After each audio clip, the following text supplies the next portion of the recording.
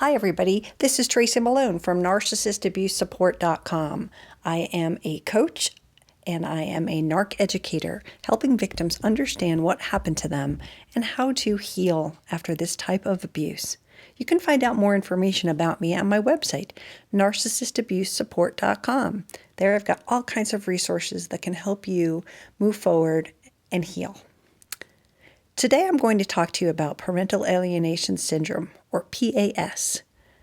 There's a whole description that we could go into. There are books written on it, so I can't exactly say this in 15 minutes or less, but it's the psychological manipulation by one parent to isolate and sever the relationship with the other parent using the child as a weapon. PAS, which is called, is not been accepted in the medical or legal worlds. It's a tactic that unfairly destroys children's lives. And yet, in the courtroom, the targeted parent often needs to defend themselves, again, as they battle for justice and the rights to see their kids. Parental alienation can happen with both moms and dad being the targeted parent. I've had many friends who have experienced this heart-wrenching journey. The betrayal of your ex-spouse to hate you so much that they deliberately poison and influence your children to walk away from the target parent is often too much to bear. You can find support groups and information on parental alienation syndrome everywhere. So if this is something that's going on, you do not have to do this alone. Today I will be reading an essay from an anonymous mom that touched my soul. While I acknowledge that this tactic is often used against men, this article was written by a woman about her own feelings and her journey. Men, if you stick around, I am sure your voice and feelings will be validated. Surviving Parental Alienation, an essay written by an anonymous targeted mom. The pain in my heart is all-encompassing. Moments weave in and out, moments of my daily current existence. Moments of the memories of earlier times in our children's childhood before parental alienation severed the loving bonds that I enjoyed with our kids and took for granted. My tears well up and drop, falling slowly into the depths of my new reality. In my head, I hear a voice that tells me that this separation is only temporary. I hear other well-meaning people, friends, family, and strangers alike, tell me that the kids will eventually come around and realize the truth, and that just to wait. I fear the wait will be eternal, and that I will never be rejoined with our children like we were. Researchers say it's very unlikely to reprogram the kids if interventions don't happen right away. Days turned into weeks, weeks turned into months, months turned into years. And now the years are too many to count. The damage has been done. In my quest to understand how I went from secure happiness as our children's loving mother to a distant, disrespected, discarded, and alienated parent, my situation is so very hard for me to comprehend and accept. My story mirrors that of so many other alienated parents. The covert narcissist alienators all seem to be using the same script and playbook. I continually seek out guidance in the form of educational literature and YouTube video accounts and advice. This support, which is generally free, can be accessed on demand at any time, day or night, has seen me through so many dark moments when I questioned my strength and ability to persevere the abuse inflicted on me and our children's by their dad. An undiagnosed, as they never seek help, malignant, covert narcissist determined to devote his life to punishing me for leaving him, actually escaping, after I realized who he really was. I know that I am more fortunate than most. Our 2 children were legal adults when my awakening to my ex-husband's abuse and the discovery of his double life occurred. I know that I was unbelievably fortunate to have had 20 years, 2 decades, where I could experience the tremendous joy of motherhood. I know that I gave our children a beautiful childhood and imparted loving structures and guidance, even though I did not have the support of a co-parent and was constantly undermined. There are so many other targeted parents, both moms and dads, that have lost their children to parental alienation when the kids were so very young. Losing your children to parental alienation and the other traumas that go along with it, like false allegations, chaos, financial abuse, legal injustice, threats, stalking, fear and illness, isolation and losing your friends and neighbors, to job security issues and homelessness and bankruptcy. They're devastating at any stage. But luckily, I didn't have to face custody, visitation, and daily co-parenting issues of a minor child with the abuser. It's always a no-win situation for the loving, honest, targeted parent. But with younger children, the situation has to be even more devastating. These poor, innocent kids, the babies, the toddlers, and grade schoolers are permanently damaged. Oh, my heart breaks for them. My heart equally breaks for the targeted parents who have been victims and have had their children abducted from them. Many of these loving parents turn to suicide or lose their lives to autoimmune issues because their bodies and minds can't fathom life without their children. I am grateful that our two kids were older, although there is still a lifetime of damage that has been done. Because I was very busy as our children's primary caregiver, working a full-time job while earning my degree, volunteering, and taking care of all the things, school and play for our kids, I was not aware of my ex's advancing agenda. Because I did not acknowledge the persistent demeaning, discounting, and smearing, gaslighting, and stealing, and financial manipulations, and the steady and slow infliction of domestic violence, that I didn't even think of leaving my marriage during that time. I was lucky to be able to experience being a mom, my greatest accomplishment and joy ever.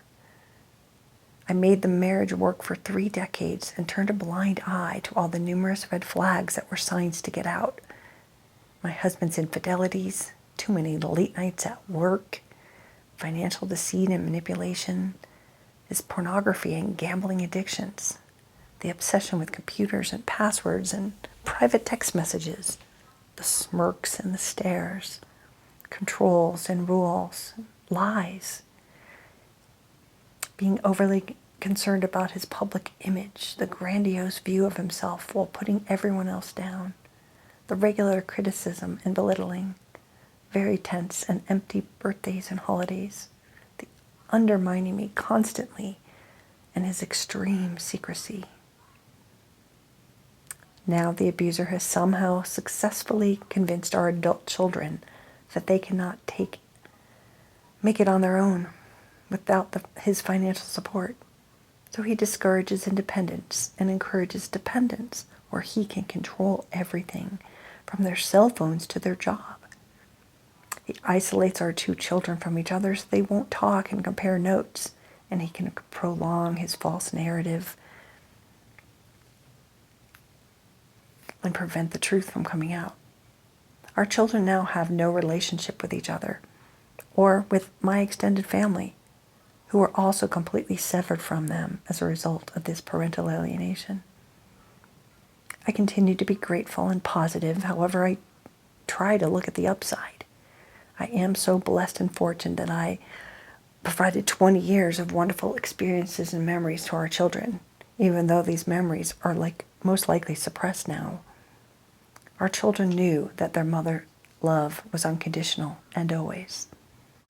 I was very lucky then, but now I need to compartmentalize my thoughts and feelings to make it through each day. It hurts to know that both kids will have future emotional and relational struggles as they eventually learn and sort out the truth. It's hard for me too, but I have a wonderful zest for life, a few true friends, and a very strong will to survive. I've always believed in goodness, integrity, honesty, and hard work. I've always prayed for peace, love, and harmony. I know that I'm a good person. I just made a bad choice in who I married, and I stuck it out for way too long.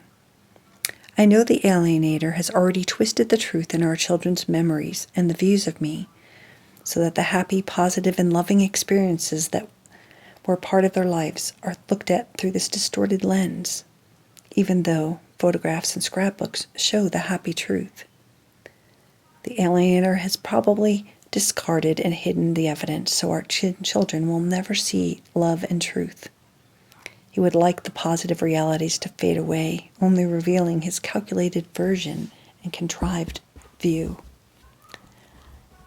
My abuser shoved me against the wall and threatened me after his mask slipped, and he confessed that he stole thousands of dollars from our daughter's hard-earned money, which was the final straw. "Don't you dare divorce me. If you do, I'll take your house, your money, and your children." And he did just that. He lied and forged documents. Our beautiful home that he had assured me was paid off for years was now in foreclosure. I had no access to any of our money. I had no escape plan. I just knew that I had to get out as fast as I could. The abuse continues to play out legally during and after the high-conflict divorce proceedings, where I had to hire numerous lawyers to fight for equality, yet justice was never achieved. The ex is well-connected and somehow gets away with never following court orders, yet continues to threaten by abusing the judicial system. The lawyers and courts favor the abusers, taking all your money, and punish the honest unfairly. Family court is about money. It's not about families. My abusing, parental alienating ex-husband, however, didn't know I had the inner strength and determination to survive and make it. I was motivated because I had let our children know the truth. I know, as an erased mom, that the malignant, covert narcissist alienator had made my life his life's obsession and puts forth tremendous effort and has succeeded, although hopefully only temporarily, in rewriting our children's history. I know that he has lied and implanted false memories and half-truths and made up fake scenarios, which put me in such a negative light by twisting the facts in our children's experiences. He uses our children to get back at me. He hates me more than he cares about them. In fact, I wouldn't put it past him to cause one or both of our children's death just to destroy me, as these alienators really don't love their own children. I'm surprised that he didn't have me killed, so I could be permanently erased. Many domestic violence victims don't survive. I know that I was and I am still a great mom. My ex also told me and everyone that I was an excellent mom for 30 years. That was until I filed for divorce. Then he viciously attacked my character and new stories arose. Even though the alienator has done such unthinkable things, I still believe that the kids need to have both their mom and their dad in their lives. I don't disparage their dad and make up slanderous comments. I only speak the truth of what he has done, not to try to get the kids against him and for me, only so that they will have an honest account of reality, so that they can make sense of their issues as they sort through who they are and where they came from as they experience their own life journeys. Our golden child son has overcome many of his struggles, including the shame of not living up to his father's unrealistic expectations and plans for his athletic and professional success. With my loving ongoing support and interventions, our son is finally on the way to becoming independent, healthy, and happy, and learning that he is good enough and wonderful just the way he is. He can pursue his own interests and follow his own dreams. He is a beautiful soul with much love and goodness in his heart. He has an excellent work ethic and is learning that he can make decisions about his life on his own. He appreciates nature and music and humor. He's got a good start now on his recovery journey. Our son needs to stand up to his dad and refuse his verbal and physical abuse, as well as his money dependence. He knows that his mom loves him to the moon and back. Our scapegoat daughter has a ways to go because of her Stockholm Syndrome alignment to her abusive father. She has had difficulty regulating her emotions in the past, and these challenges may have escalated into her adulthood and are being exploited by her dad.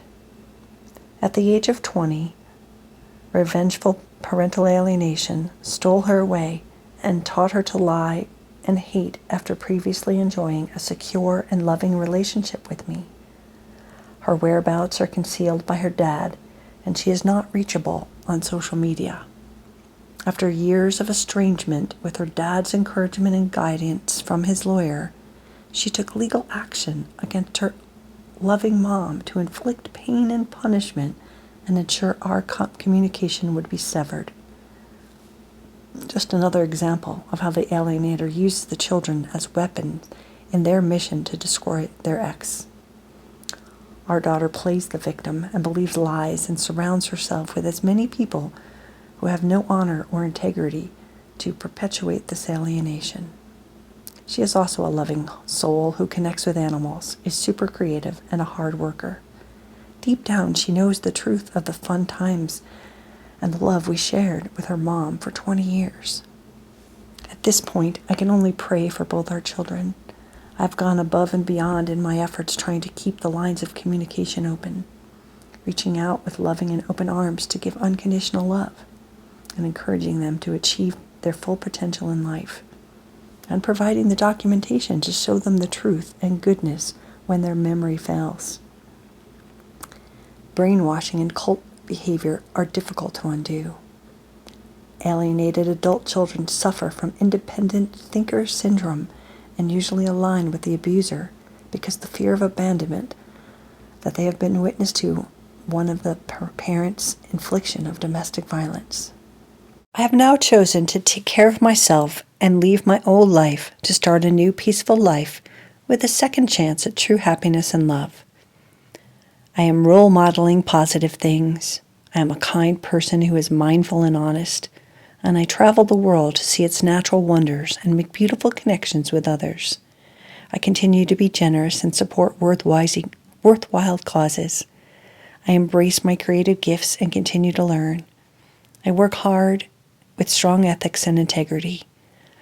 I quiet my mind with meditation and prayer. I honor my body with exercise, restorative rest, and organic nutrition. I listen to music and birds, waves, wind, and people with an open heart. I am so very fortunate, and I count my blessings, even though my life has been forever altered due to the abuse of domestic violence and losing our children to extreme parental alienation. Justice in our targeted parenting world doesn't seem to prevail, but I am hopeful and truly believe that truth and goodness and love will.